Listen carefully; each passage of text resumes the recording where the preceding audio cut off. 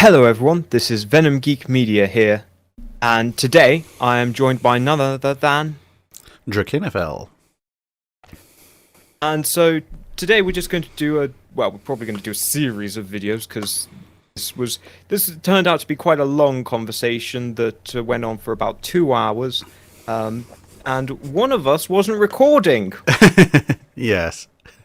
Whoops. Don't know who that could have been, but in any case, we now kind of know what we want to talk about, and hopefully get it in a more condensed and streamlined format this time round. So yeah, expect to see probably multiple of these videos.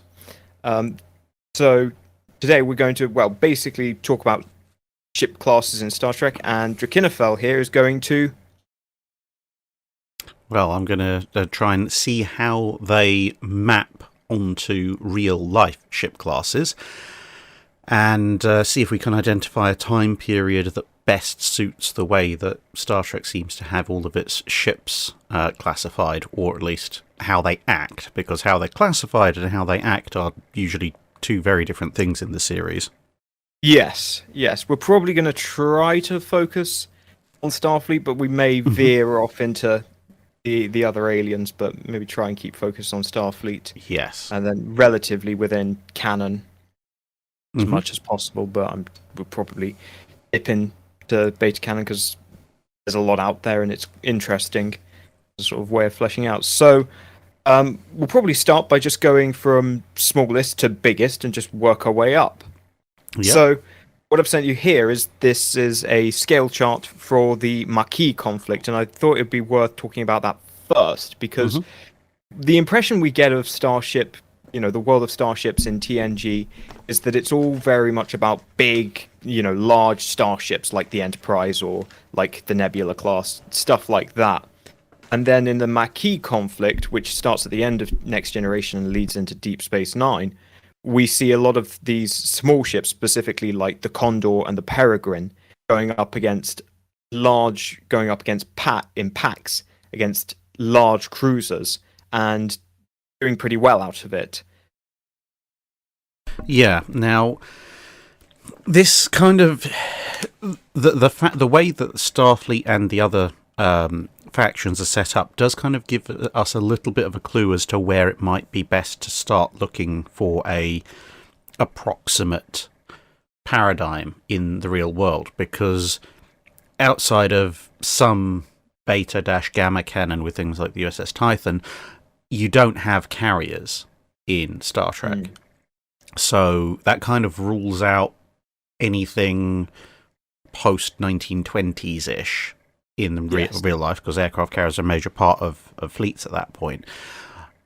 Fortunately, that also, for the most part, not entirely, but for the most part, rules out submarines, because there isn't really a submarine equivalent in Star Trek. You can maybe make an argument for cloaked ships in terms of the surprise attack value, but you can cloak a ship of almost any size. Some of the biggest ships in Star Trek are cloaked, whereas that's really not the case with subs. Equally, we don't want to go too far back to the Age of Sail, because in the Age of Sail, everything's rated as just first, second, third-rate ships of the line, based entirely on the number of guns they've got, which is not really indicative for Star Trek. Yes. And off topic from TNG, but if you look at original series, and they just call every ship, they call the Enterprise a Starship class. They don't actually call it a Constitution class. And that is almost like that's saying like a ship of the line or something like that. They do seem more inclined there.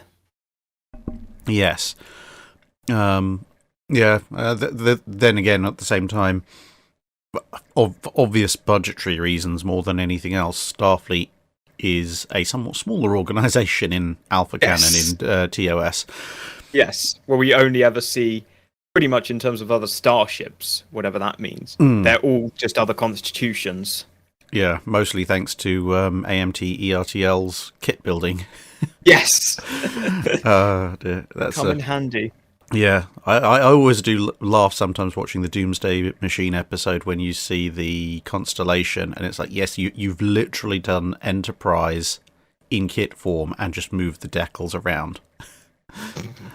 But there you go. Anyway, so when we were first talking about the existence of these small attack craft kind of actually narrowed down our field of searching in history pretty quickly. Because although obviously these ships are often seen going up against each other, as you mentioned, we do see them in both the Marquis conflict and then later in the Dominion War packing up against much bigger ships than themselves as well. And they obviously have some kind of capability to do damage in that role. Yes. I mean, with the Marquis conflict, it's almost like they sort of happen. Everyone seems to happen on this idea, because all the other factions throughout TNG and Deep Space Nine do have sort of attack ship style stuff, but it's in the Marquis conflict where they use the Condor, which is much smaller. It's only about 60 meters long. But that seems to be the kind of the impetus to start looking at these as more than just scout craft, which is like what they'd previously been seen as, like you'd think Klingon Bird of Prey, the Romulan scout ship. Yeah, and I suspect in terms of overall sort of aligning that with previous canon, I suspect it's probably because in the past when we've been following the Enterprise, whether that be the original or the D, we've been following the flagship. So it's a big ship, it's off doing its own thing. DS9 is kind of when we start seeing a bit more of what the frontier of the Federation looks like, and in parallel, you know, if you had someone with a 8mm Cinecam wandering around in the Royal Navy in the 1890s on a battleship, then obviously everything you're going to see is going to be battleships and maybe the odd cruiser. But if you had the same cameraman stuck out in, you know, Singapore or South Africa or somewhere, they'd see a lot of corvettes and gunboats and that kind of thing. And DS9 very much is that kind of frontier outpost, so it makes logical sense that all of a sudden we're having our eyes expanded to stuff that was always there, but perhaps hadn't been seen in previous series all that much.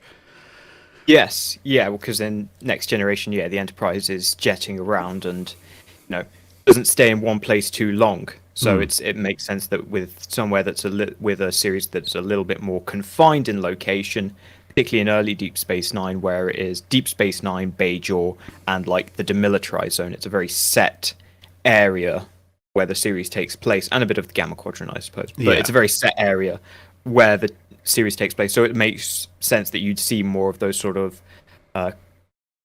confined ships in terms of range, more short range stuff. Yeah. And we're in a scenario where we're watching the ships go past, as opposed to on TNG where we're on the ship watching everything else go past. Yes.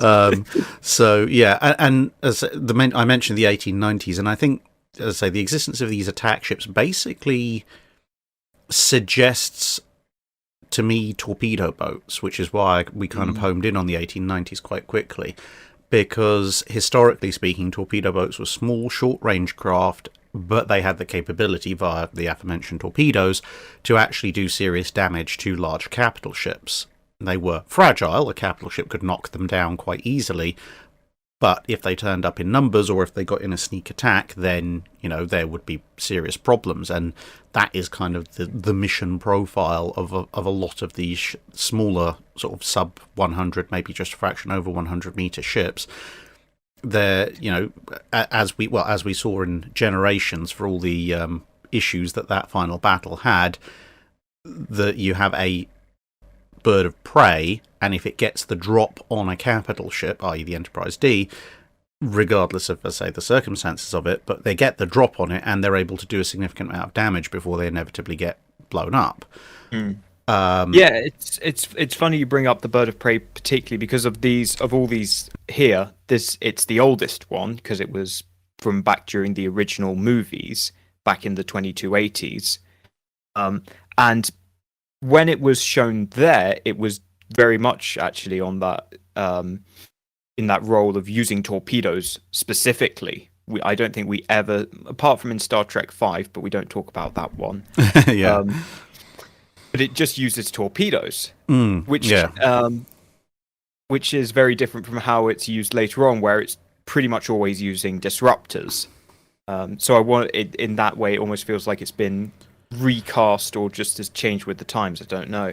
Yeah, all the others use energy weapons, and this kind of actually matches up quite well with the development of torpedo boats and subsequently torpedo boat destroyers, which we'll come to mention a little bit more detail later on. But when torpedo boats initially started out, they were literally, here's a fast-moving craft with a torpedo launcher on it.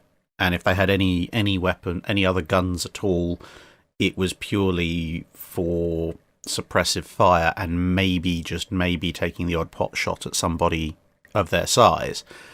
So that would kind of correlate with the use of the TOS bird of prey, you know, when they get the drop on the Grissom when we first see it and so forth.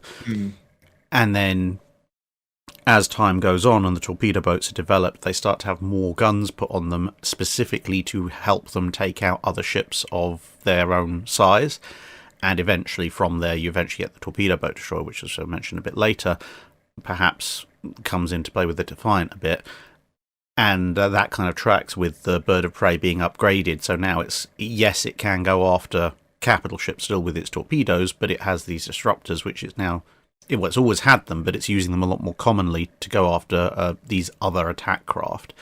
Yes. I mean, in my sort of head canon, I've kind of come to the conclusion that the Klingons in the TOS era have an advantage, a technological advantage in photon torpedoes, because they use it all the time, just in all those movies. And at some point after Kittimer, and, you know, because by the time we see them in Next Generation, they're almost exclusively using disruptors, and we'll get onto it, but like other Klingon ships, their weapons are all just giant disruptor cannons. Yeah, and it makes sense that, you know, different people are advancing at different rates with different technologies, which is something you see in the 1890s going into the early 1900s. One nation develops a specific kind of armour. So the French initially, in the beginning of the 1890s, have the advantage in that they have Crusoe steel, which works for compound armour and maybe kind of pure steel armour. But then Harvey steel comes along, which is an American steel, and then later towards the end of that period, Krupp steel, which is German, comes in. And you see the same kind of thing with guns. Different nations are developing different kinds of guns. So the idea that, you know, the Klingons have a torpedo advantage in TOS, but they've lost that somewhat, but maybe they're now developing disruptors instead as an alternative. That also tracks with historical purposes. And when we look at these various attack craft, you kind of see them doing the torpedo boat role a lot of the time. They're attacking each other where they have to, but where they're present in any kind of significant numbers, they are going after capital ships, obviously, albeit with the shields and polar and beams issue. But the first time we see the Jem'hadar attack craft, they're going after the Odyssey. They don't really pay that much attention to the runabouts, to be fair. And, you know, even in the mainstream DS9 episodes, once the Dominion War gets really going, quite often the Jem'hadar attack craft are going after the bigger ships, whether that be shooting them or occasionally ramming them. But when they're going after small craft, it's almost exclusively the Defiant.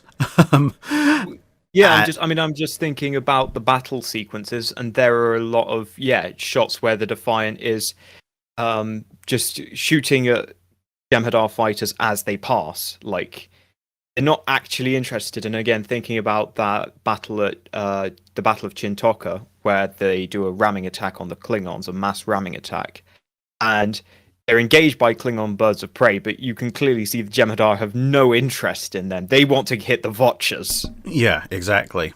Yeah, so they're definitely fulfilling that role.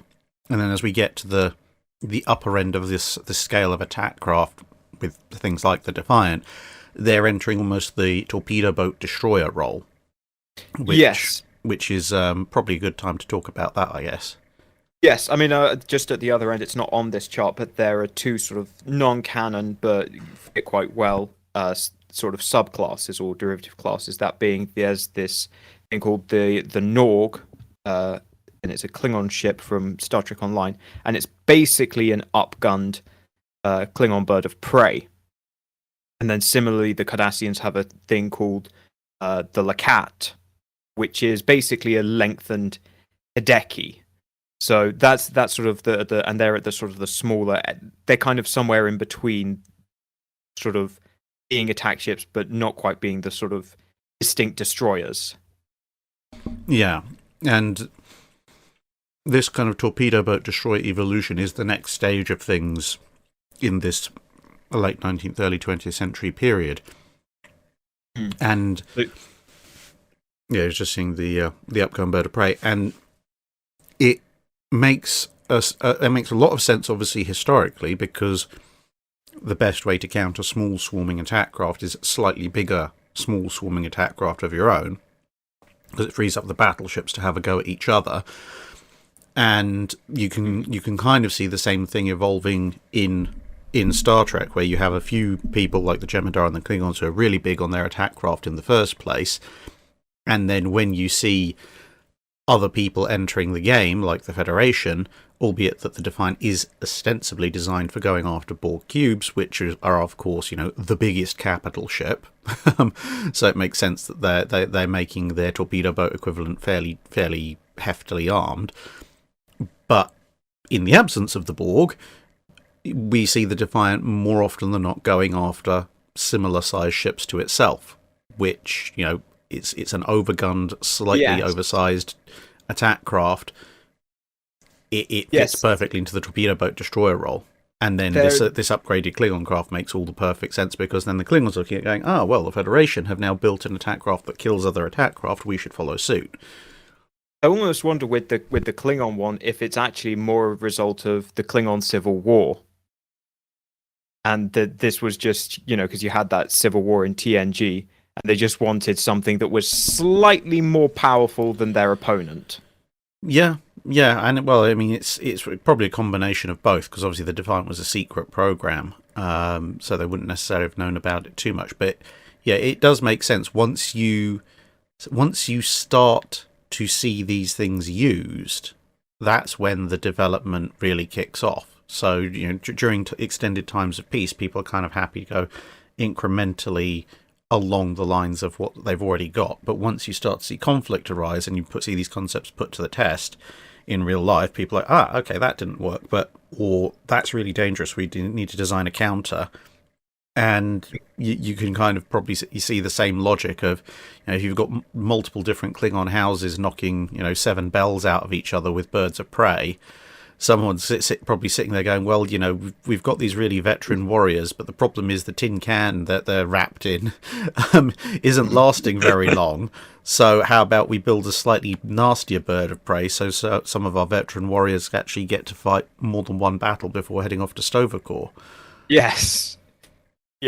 I mean, that was a bit of concept art for DS9, again, getting into sort of the realms of non-canon, but John Eves designed a sort of, sort of X-Wing style Klingon bird of prey with, multiple wings that was going to be sort of, beefed up bird of prey, and that probably would have been more sensible for someone like General Martok to have, rather than him running around in this very, very old and quite fragile bird of prey.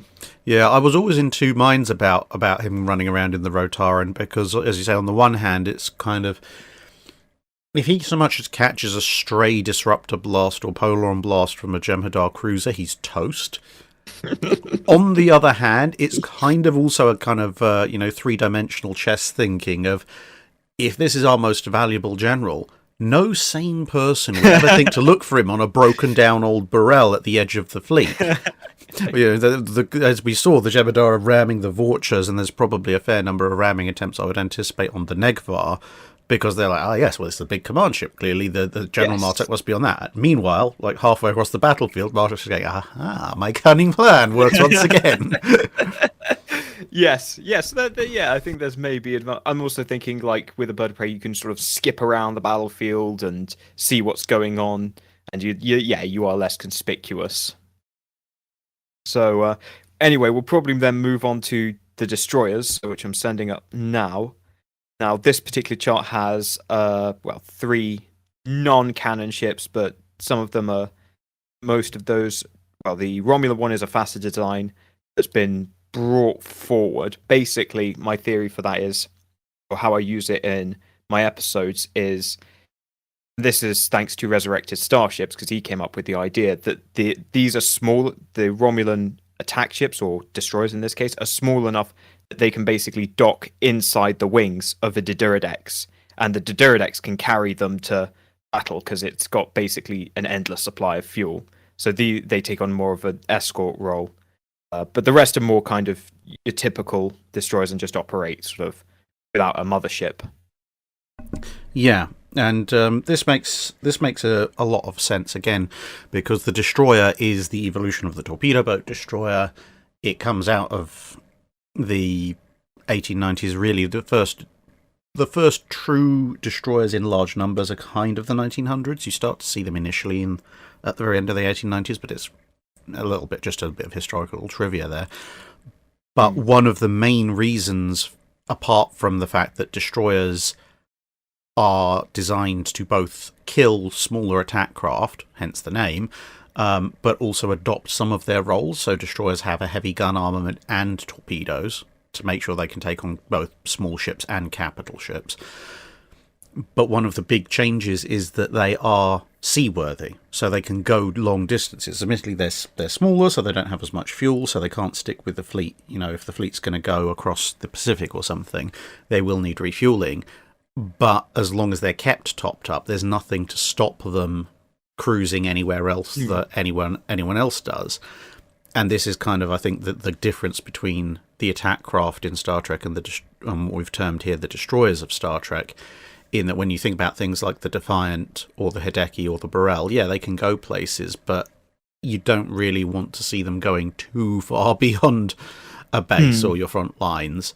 Whereas with these ships, so you've got Sabers, Mirandas, the smaller Breen craft, and as you said, the that Romulan ship, they're big enough that they can go reasonably pretty much anywhere that they want to go in terms of being able to physically transport themselves there.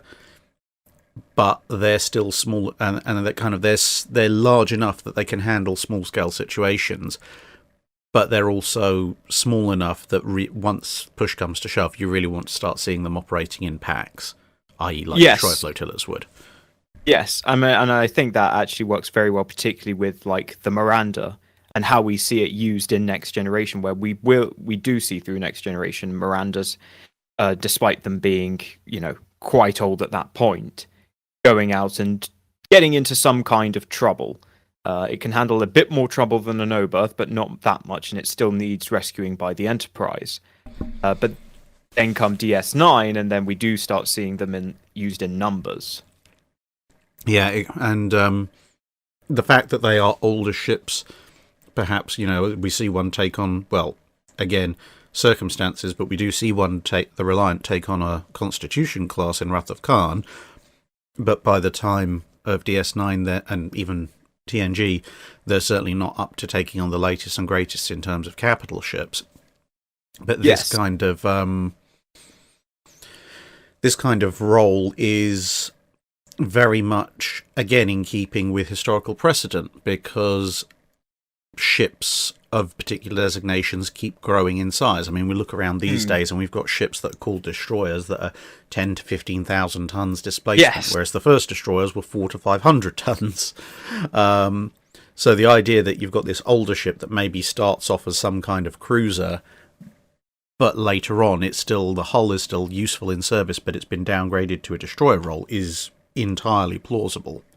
Yes, I mean, just actually on the matter of sort of scale creep, because the Saber is nominally smaller than the Miranda, but actually looking at it, it's got a lot more mass, and that makes sense because it's newer. But also, I think in some sources, it's got like a really small crew. It's got like the Saber has about 80 people, whereas you'd imagine a Miranda, at least back when it first came out, maybe they automated it as time went on, but it probably had a reasonably similar crew to the Enterprise, maybe about 200, 300 people.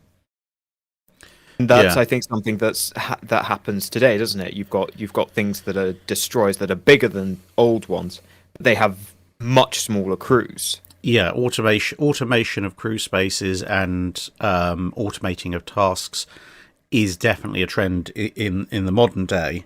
And even back then, there was that trend beginning to emerge. When you moved over from say, coal-fired power plants to oil-fired power plants, your engineering crew actually could reduce quite a lot in size because you no longer needed stokers.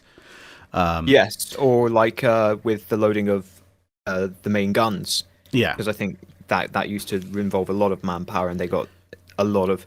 There's more veering into the Second World War, but I think they were using a lot of mechanical assistance by the end, weren't they? Yeah, mechanical loading and power loading were both definitely things. I mean, again, they're kind of starting off the trend in the latter part of the 19th century, which again fits. So you're kind of moving from, if you like, let's say TOS is almost like the ironclad era, which actually would explain an awful lot why you don't see that many ships, and when you do see them, when you see new ships, they tend to be these slightly odd, weird, and wacky things that have little relation to what you've previously seen.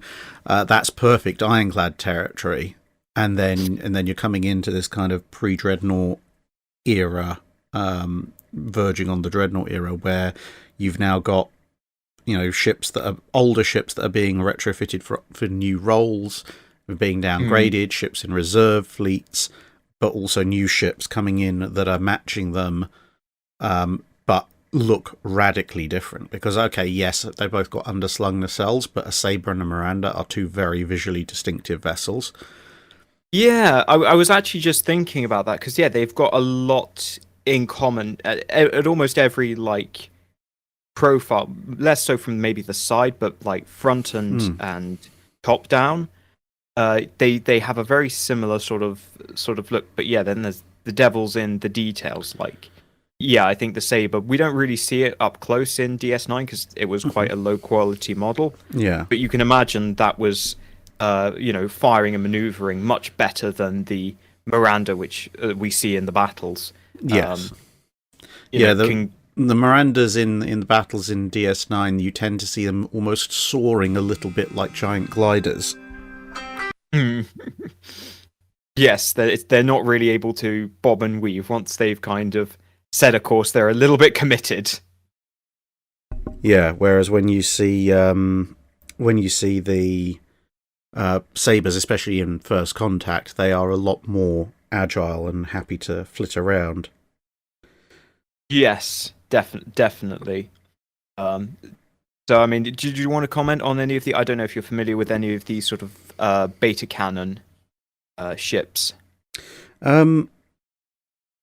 So yeah, I mean, the idea of the Romulan one in particular being nestled in the Derridax is actually, again, weirdly enough, has a precedent in the 1890s-1900s, because torpedo boats, torpedo boat destroyers, destroyers, as we said, they were still, a few hundred tons at this point, and there were various ideas floated and a few ships actually built for motherships that would then carry these things around.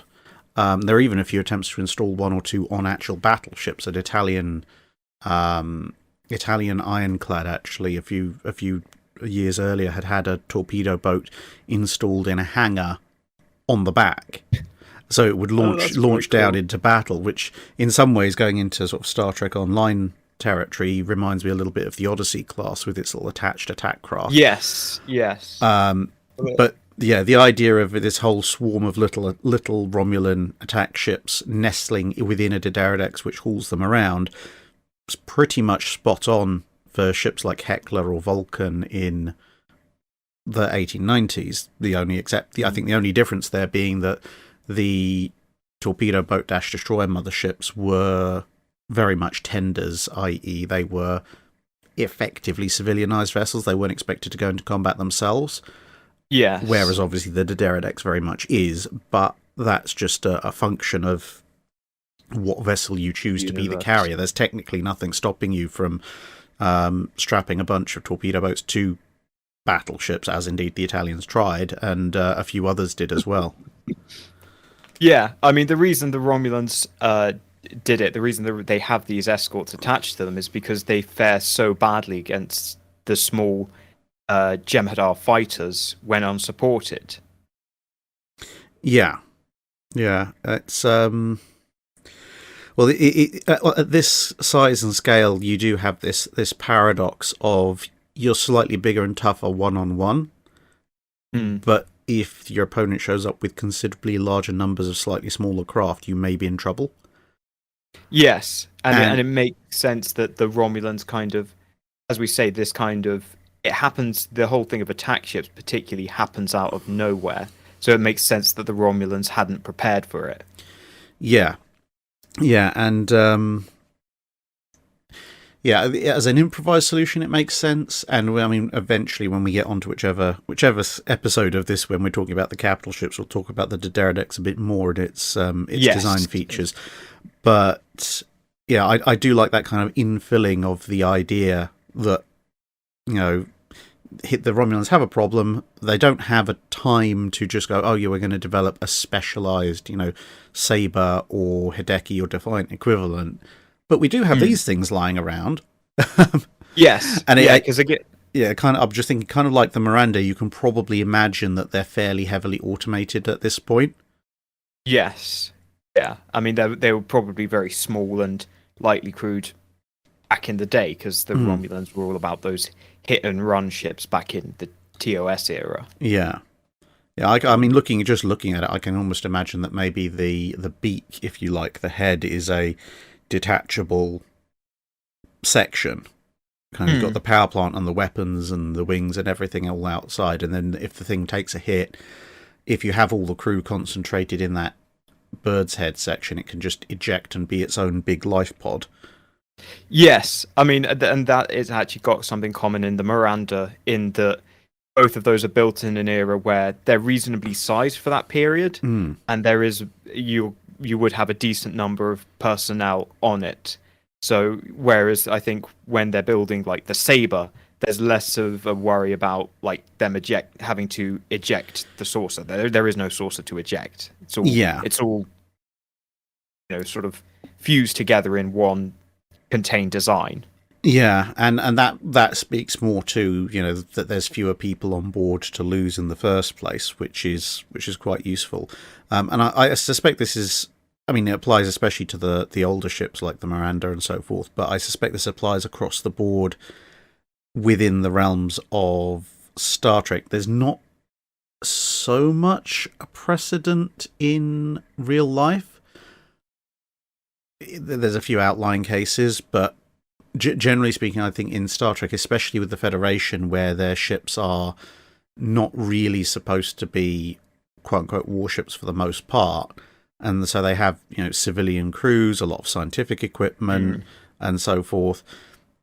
I suspect that, you know, if you're taking a Miranda out for a stroll to a nearby nebula to see what's going on, and you've got, you know, 16 different branches of scientists and 47 different types of sensors fitted, the ship's big enough to accommodate all of that. But if someone says, right, we're taking this ship out to war and there's a very high chance that not much of it is coming back, you probably magically discover that outside of the engineering crew, the command crew, and a few people to maintain the phasers and torpedo launchers, you actually don't need that many people to run a ship. Yes. I mean, again, partially back when it's constructed, it's going to be expected to go off and do a lot more stuff on its own compared to the Dominion War, yeah. Yeah, and then when obviously if you're building something that's a bit more dedicated for war, or with war a little bit more in mind, like a Saber, you're going to probably start out with that much lower crew count, rather than kind of going, well, we have a big crew count, and if we need to, we can strip it down for conflict. You're going to go, well, we are acknowledging that conflict is likely, so we're starting with a small crew count, and then maybe, as you see in some of the books, with the Starfleet Corps of Engineers and stuff, maybe if we're going to repurpose this ship for some other use in peacetime, we can bump up the numbers. Yes, I mean, like I said, I just did a video, well, came out today, will probably be several weeks ago now, where I talk about all the Miranda variants, at least the canon ones, and that, you know, that's enough in itself. And yeah, they seem to be just doing just about everything. Yeah, which again makes sense in the context of the time period we're talking about in real life, where destroyers are basically taking over the gunboat role. So you've got the classic colonial gunboat, destroyers are kind of doing that. They're doing the flag waving missions a lot of the time where people don't want to send a bigger ship. They're kind of also doing the rapid response because they're quite quick. There's a lot of them as well, so that they can be in multiple places. So you eventually, not so much in the 1890s and 1900s specifically, but certainly once you get into the interwar period and then World War II as well, you start to see an awful lot of variants of destroyers. So you have destroyers fitted as fast troop transports, destroyers fitted as convoy escorts, destroyers fitted as anti-aircraft escorts, even a few destroyers with scout planes strapped on the back with a catapult, as well as the more regular fleet destroyers. And then you have destroyers that are covered in guns, destroyers that are covered in torpedo launchers, big ones, small ones, etc. There's a huge variety of them, and the endless variants of the Miranda fit perfectly into that, where someone's gone, well, we have this hull, it can kind of take itself to most places, and if we experiment with one and it doesn't quite work out, no one's too worried, because hey, we've got like 600 more. Yes. And they're only worth like 3 credits apiece, so let's have at it. Yeah. So I think you kind of mentioned about stuff like waving the flag and sort of going a little bit further out, and so that sort of, I think, brings us up to the next category, which is a bit more controversial, but ships that I would term as frigates. Yeah, now this is an interesting one, because in the 1890s and 1900s the term frigate doesn't exist, and it kind of brackets this period. So frigates exist in the Age of Sail and in the Ironclad period, which is kind of just about coming to an end in the 1890s, and then the term is resurrected in World War II, but it means a very, very different thing. In World War II, it means it's an anti-sub escort that's bigger than a corvette but smaller than a destroyer. And that's kind of the general meaning that frigate has carried through to today. But in the older period, a frigate is, especially in the Age of Sail, especially, a frigate was a line warship, i.e. it was kind of the sort of, you must be exactly this high to ride kind of thing.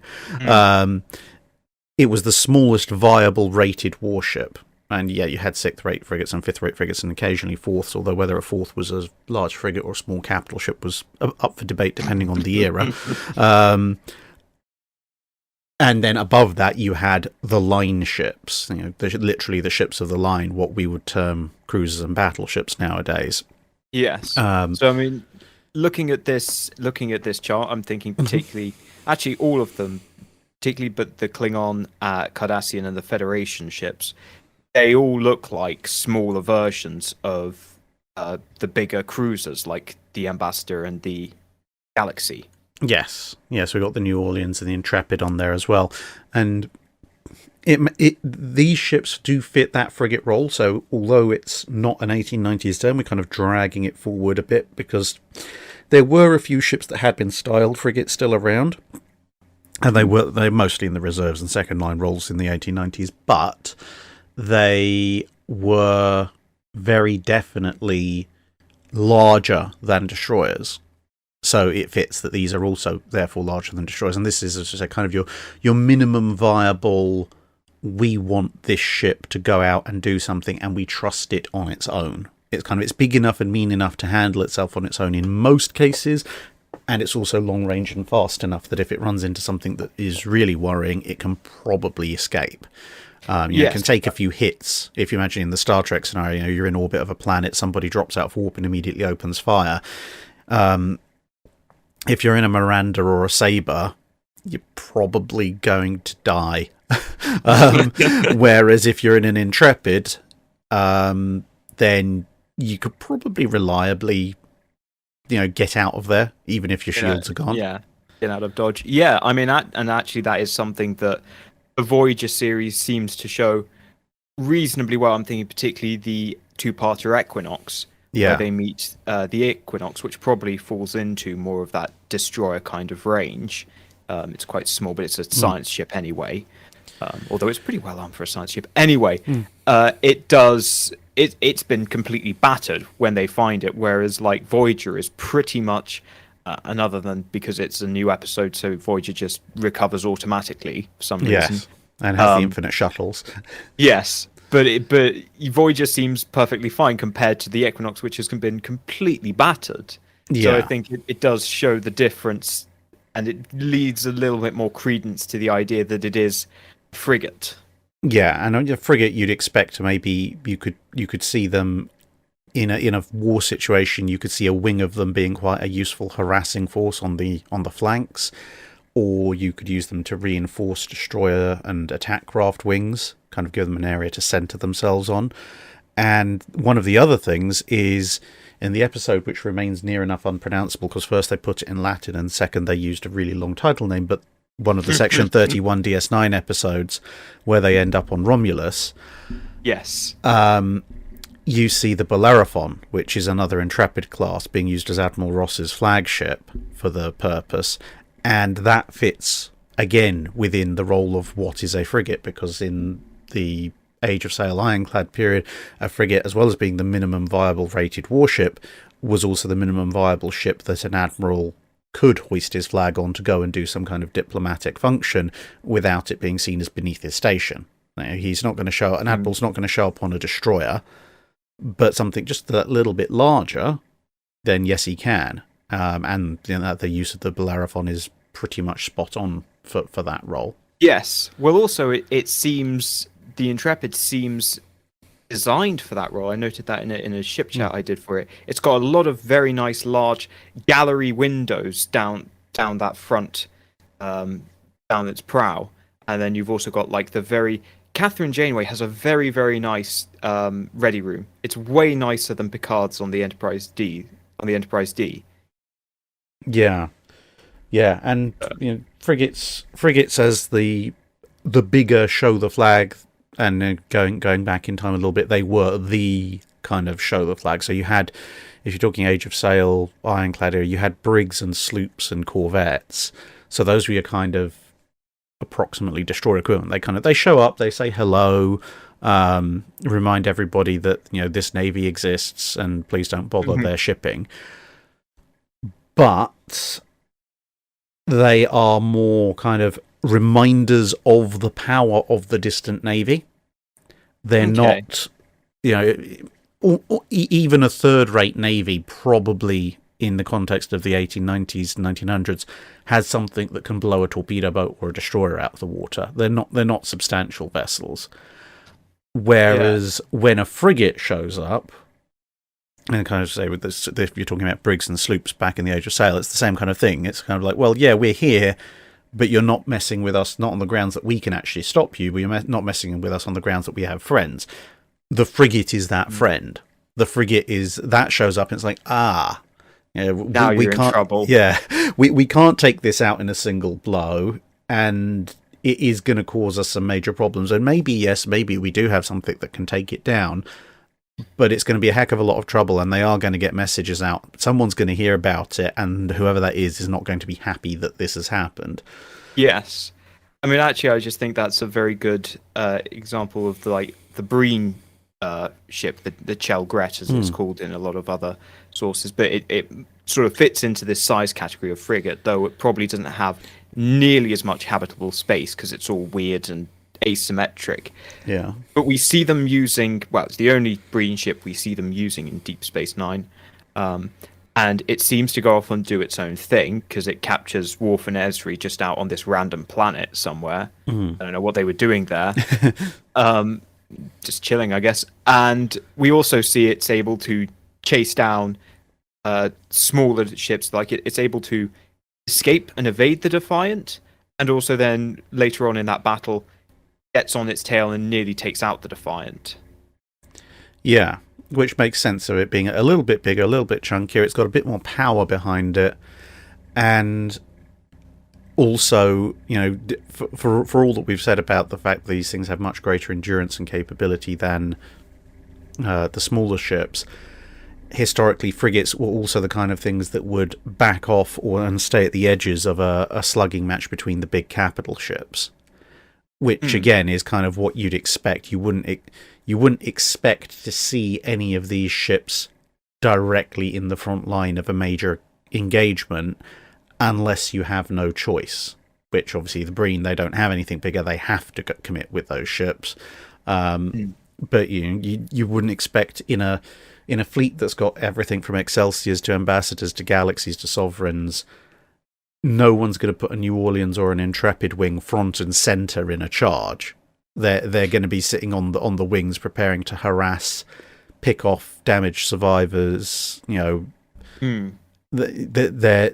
present. They're useful. Probably tow crippled capital ships out of the line, but they're not in and of themselves straight up frontline heavy hitting combatants. No, I mean, I'm also just thinking with the Breen ship, and this is going more into the more antiquated term of a frigate. But so the main weapon it has when it first shows up is that energy disruptor that disables enemy ships, and that makes a lot of sense. And I think there's other kind of dialogue where the Breen are mentioned in other episodes, and they say that the Breen are like pirates and mercenaries. And I think that makes that kind of weapon make sense for basically going around and pinching ships that you fancy, because that's what frigates used to do in the Age of Sail, right? Was go out and take prizes. Yeah, that was a very big thing. The frigates were the commerce raiders and the commerce protectors, for that matter, because what better to hunt something than its own kind. But yeah, they're definitely the commerce raiders, the scouts, the experimental ships. In the Age of Sail, there was a rather funny incident where around about the invention of the carronade, which I don't know if you've heard of, but so it's some kind of short barrel, much larger caliber, short range weapon as opposed to a cannon. They're experimenting with. They weren't entirely sure how they were going to use it, so someone grabbed a frigate, stuck a bunch of carronades on it instead. And went out to find, literally just was like, okay, we now have this ship full of experimental guns, let's go and find a nearby French ship to test it on. Sailed up to it, fired a few of these carronades, and of course the carronades were much, much heavier guns in terms of caliber, even if they were shorter range. And this French ship took a look at one of the ostensibly took a look at one of the cannonballs that's landed on board and goes, this is the 32-pounder ball. What the heck is this ship? And fired one broadside to preserve their honour and surrendered.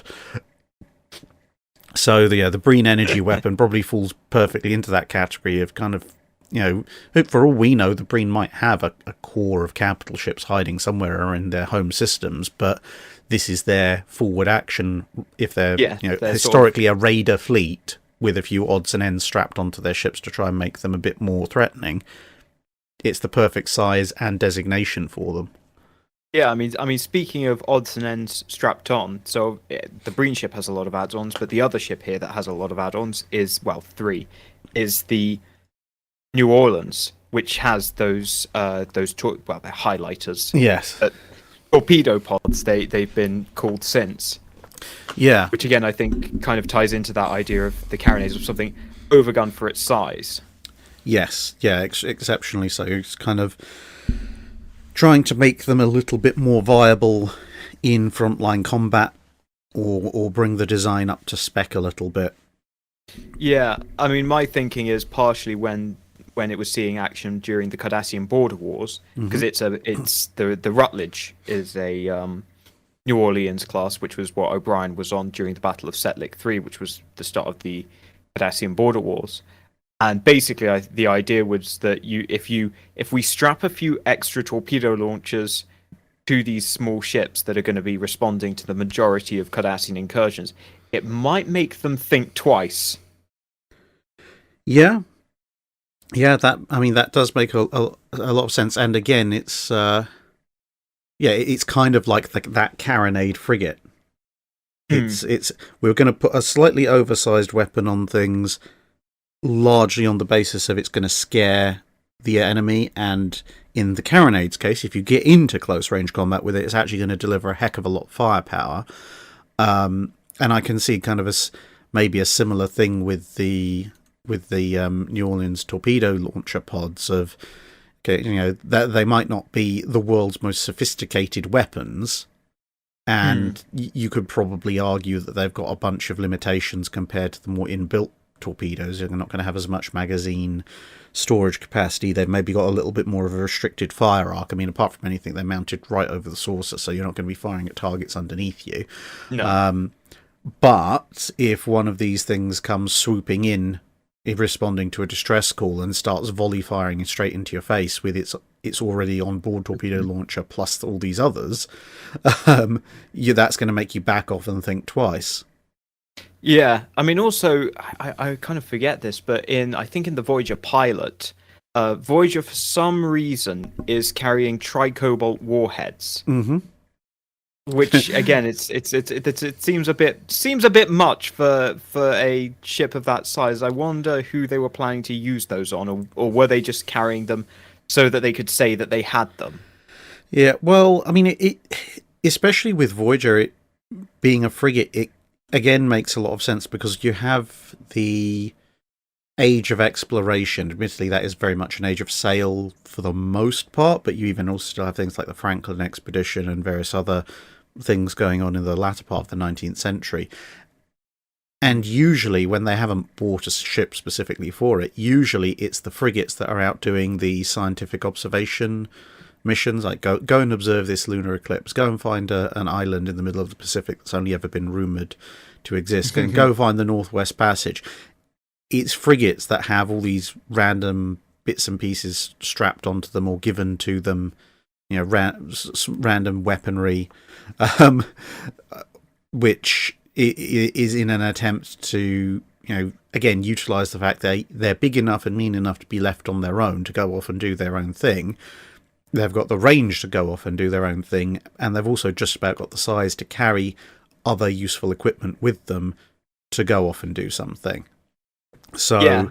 Given that it's the Badlands and it's the Marquis, and let's face it, between Sisko and a few other Starfleet captains, Starfleet did occasionally seem to use the Marquis as a bit of an experimental weapons testing range. Yes. The fact that Janeway just so happened to be carrying a bunch of tricobalt warheads on a mission where she was going to enter the Badlands away from most observation capabilities doesn't necessarily surprise me. Yeah. I can imagine that. A friend of mine does Janeway impressions. He's going to have a field day with that. Yeah. Actually, again, when it comes to just going back to the Marine ship, the one thing I noticed when I did a rewatch to kind of work out where all the weapons were firing from the Marine ship is that the energy disruptor is an add-on. It's this little blue ball that just hangs off the front prong. And that's literally all it is. So again, it's another example, particularly on the Marine ship, which is basically modular parts just thrown together, and you could probably throw them together in any order you feel like. Yeah, it kind of the Marine ship always looked to me like they started off with a ship that was just a circle, and then somebody broke it, and they got a child to put the pieces back together with glue. Yeah, someone like smashed a plate or something. Yeah, and they're just like, well, make pile all the pieces roughly in something very resembling a cohesive shape and go with that. Yeah, but I think the idea of them being sort of the minimum size, and I think you can kind of see that in the design language, in that they all actually look like their larger cousins in one way or another. Yes, yeah, and I mean you see this. I mean, admittedly, most of them were made for the Wolf 359 graveyard scene, but kind of the TNG era ships that you see of around about the New Orleans size, give or take, it does very much look like somebody in Starfleet kind of took a Galaxy class saucer, and you almost see this actually looking at a Galaxy class saucer. There's these various kind of circumference lines going further and further in. And it almost makes you wonder whether, I mean, obviously they weren't thinking about this at the time within the show, but within the context of Starfleet design, whether someone was sitting there going, well, how about we have kind of a single modular saucer where we start off with a bridge module, and then we add an initial oval, and that edge of that oval will be defined by a phaser strip, and then we can add another ring to it, and that'll make a bigger saucer, and then we can add another ring to it, and that'll make an even bigger saucer, and that'll be our Galaxy class saucer. And you take off the outer ring, and you end up with a New Orleans class saucer. You take off that ring down to the smaller size, and you end up with something like a Cheyenne class saucer. Yes. Yeah, I mean, actually, funnily enough, there is actually weirdly precedent for that because of the Constellation class, the Stargazer. Mm-hmm. Because the Stargazer uses, I think what it uses is 2 Constitution refit saucers basically glued together. Yeah. And then with like an extra ring around the outside, which has like all the shuttle bays around that. So the idea of taking saucers and then adding an extra ring, not actually that outrageous. Yeah. And it would explain the commonality of parts when it comes to a lot of the TNG era stuff. Yes. I do like that theory for the New Orleans. I'll probably have to take a look at see if you could actually get that sort of regular cutout. So. Yeah, that's quite an interesting idea. Right, so I think that kind of rounds us off for this recording. Yes. So that's our frigates. So I guess the next one to look at when we get to it is going to be cruisers, which, oh boy, do they occupy a huge range. Yes, well, cruisers and then something else a little bit weird. Yes. Yeah. So, given the wide range of cruisers that you have in the 1890s, it kind of fits. Yes, yeah. So we'll get on to that next, but we'll stop that recording. Stop this recording here. So for us, it's going to be a few minutes. For you guys, it's probably going to be about a week. So see you next time. See you next time.